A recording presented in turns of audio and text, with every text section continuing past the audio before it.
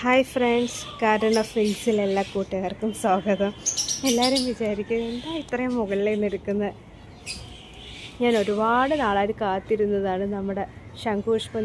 ഞാൻ വിത്ത് നട്ടതും അത് പൊടിച്ച് വന്നതും റിപ്പോർട്ട് ചെയ്തതെല്ലാം ഇതിലിട്ടിട്ടുണ്ട്.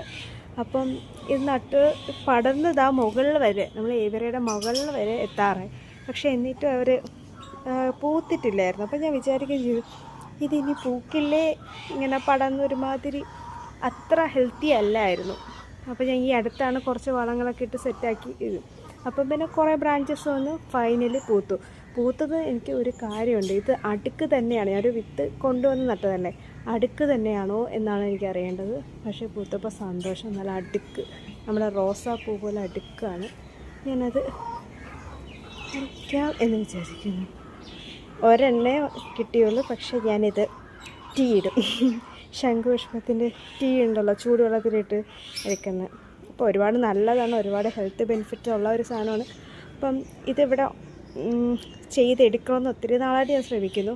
ഇവിടെയും അതിൻ്റെ അപ്പുറത്തെ സൈഡിലും ഒരു ടവർ പോലെ ഞാൻ ചെയ്തിട്ടുണ്ട്. പക്ഷേ അത് അല്പം ഹെൽത്തി ആയിട്ട് വരുന്നുണ്ടെങ്കിലും പക്ഷെ അതിലിതുവരെ മുട്ടുകളൊന്നും വന്നില്ല.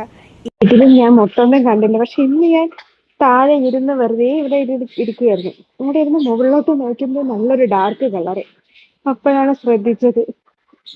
ഇതിന്റെ സിംഗിൾ പെറ്റൽസ് എപ്പോഴും കാണും, പക്ഷെ ആ ഡബിൾ പെറ്റൽസ് കുറവാണ്. പക്ഷെ ഒരുപാട് പേരുടെ കയ്യിലുണ്ട്, ഒരുപാട് കളേഴ്സ് ഉണ്ട്. എനിക്ക് ഈ ഒരൊറ്റ കളറേ ഉള്ളൂ. എന്തായാലും എനിക്ക് ഭയങ്കര സന്തോഷം, ഒരു പൂവെങ്കിലും ഇതിൽ നിന്ന് കിട്ടിയതിൽ. അത് നമ്മുടെ ഈ കുട്ടി ഏവിയറിക്കാവുന്ന. അപ്പോൾ നമ്മുടെ ഗാർഡൻ വിശേഷമൊക്കെ. അപ്പോൾ എല്ലാവരും എൻ്റെ ചാനൽ, ഈ കുട്ടി ചാനലൊന്ന് സപ്പോർട്ട് ചെയ്യുക, സബ്സ്ക്രൈബ് ചെയ്യുക, നിർദ്ദേശങ്ങളുണ്ടെങ്കിൽ പറയുക. അപ്പം നമുക്ക് അടുത്തൊരു വീഡിയോ കാണുന്നവരെ ബൈ.